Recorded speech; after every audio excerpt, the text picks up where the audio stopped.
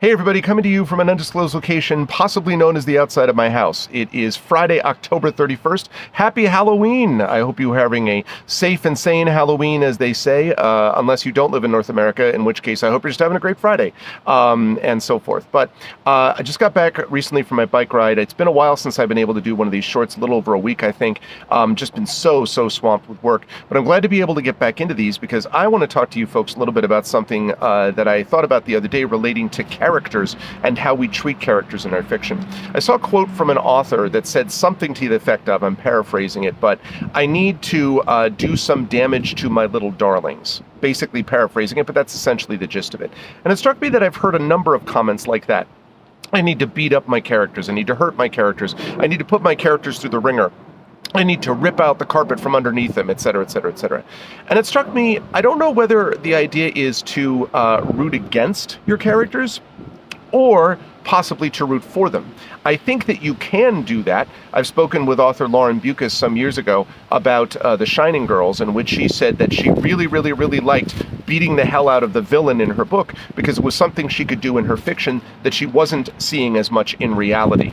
And so that was something that was very satisfying for her. So I think you can root against your characters or for them. But what I want to argue for here is not whether or not you like or dislike them, but whether you give them the chance to speak on their own ground, and having done so, let people within that society and your readers draw their own conclusions. Example of this for me is the character of Shylock, the Jewish moneylender from Shakespeare's famous play, The Merchant of Venice.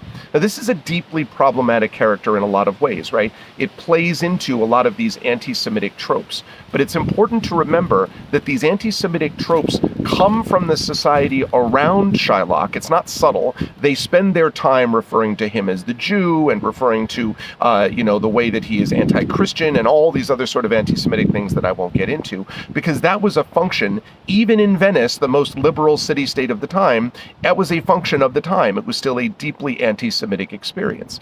And so the thing I want to point out is that the difference between Shylock and other similar characters of the time is the fact that Shakespeare, despite almost certainly as an Elizabethan having been anti-Semitic and bigoted just like the rest of them generally were, Shakespeare allows his characters to speak for themselves and on their own ground. That doesn't mean that he approves of the stuff that Shylock does or roots for him openly. It means that he lets him speak for himself. And I want to encourage you to think about that as you're producing your characters in your own fiction. It's not whether they're good, bad, or indifferent. It's whether they seem realistic to themselves. If you let your characters speak for themselves and let the consequences of that speech come to them, whatever it may be, then I think you're on the right track.